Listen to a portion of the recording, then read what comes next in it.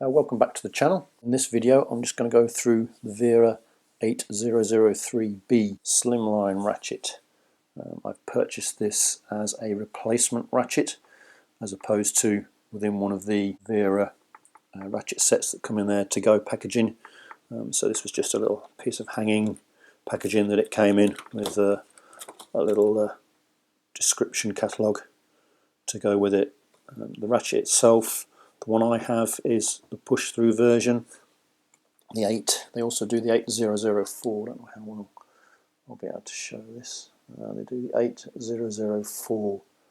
8004B as well, and that one is with the little flick lever to change direction, whereas this one is the push-through head. So it is quite a weighty little ratchet in there to change the direction.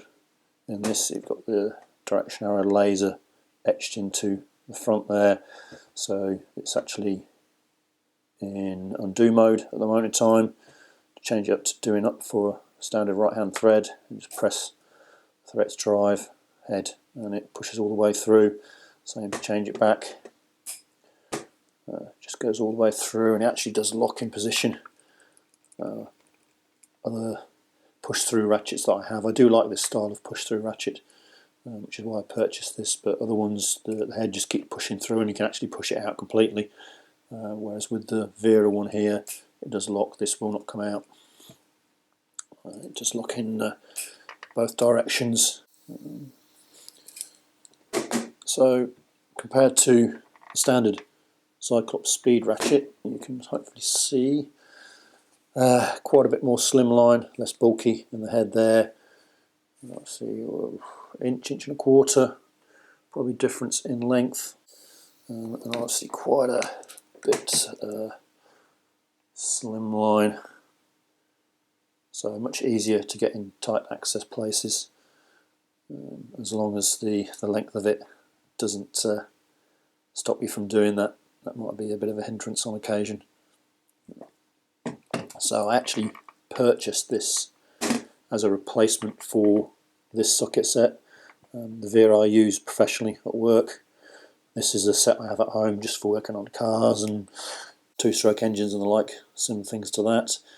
And I actually broke this ratchet. I've had this set for actually years. This must be coming along 20 odd years old, and it's ideal for automotive work because it's got the long series, short series sockets, 10 through to 19 mil, I think. No, 21 mil up there. There are a few skips in there, and then you've got a similar sort of arrangement for the long series socket. And these two at the end, the 16 mil and the 21 mil, are actually spark plug sockets in there. They have the rubber protector in them to protect spark plugs when you're removing them. That's pretty much all I can tell you about that socket set. I don't know who it's made by. It would have been purchased, say, coming up probably 20 odd years ago. We used to have small little independent motor factory shops kicking around in the UK, and I'd have purchased it from one of those. It's just not branded at all, but it's quite a nice solid case with it. It's still lasted, and everything else has been going okay, other than when I broke the drive on this. It has started working again now, as these things always do when you put it in front of a camera. But initially it locked up and would just spin freely, and then jiggling around a little bit more, it then locked completely and went into solid drive, and I couldn't change direction at all with it. It has now started working again. This head, a lot of these, the better makes, you can actually strip them down, but this is a cheaper one, so you've got the two sockets that would take off this back plate here to let you get inside, but the direction control lever here is actually pinned over, so I could get into it. That probably wouldn't be a problem, but being able to reassemble it and make it work again, if whether it's just a little bit that's chipped off in there and locked it up and is now moved around into a safe area where it doesn't stop, where it doesn't get into the mechanism. But being able to pin that back over again, you'd need a new pin. So I'm not quite sure how I'd be able to do that. I don't really have the fabricating equipment for that. So I decided to go down the new ratchet route, hence this Wera Zyklop one. And it does just about fit into the case. It's in there, sticks out a little bit at the end, so I'll probably cut out the foam a little bit, either up here or down the bottom here, so it'll sit flat, but the case does close up anyway and lock, so that's all good. I have myself a reliable ratchet to replace it with. Now, this unit, I got this from Epic Tools.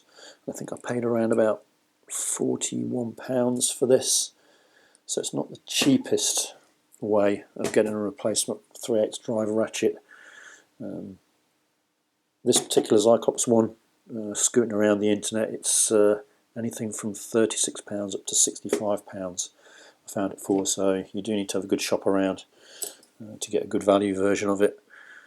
In comparison, I can go to somewhere like Halfords, is a main motor factor throughout the UK.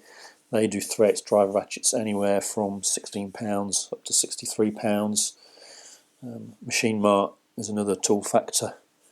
They do their own version, their Clark tools, from £12 upwards. And if you shop around on Amazon and eBay, you can get a 3/8 drive ratchet from £8. How good they are, I don't know. I would suspect anything sort of like £15 to £25 should be pretty good, solid and reliable. Let's say I paid £41 for this. I think the recommended retail price is £45, so it's not the cheapest option to go with. But hopefully it'll be good and reliable. So that's it for this video. Hope you found it useful. Thanks for watching, and I'll see you again in the next one.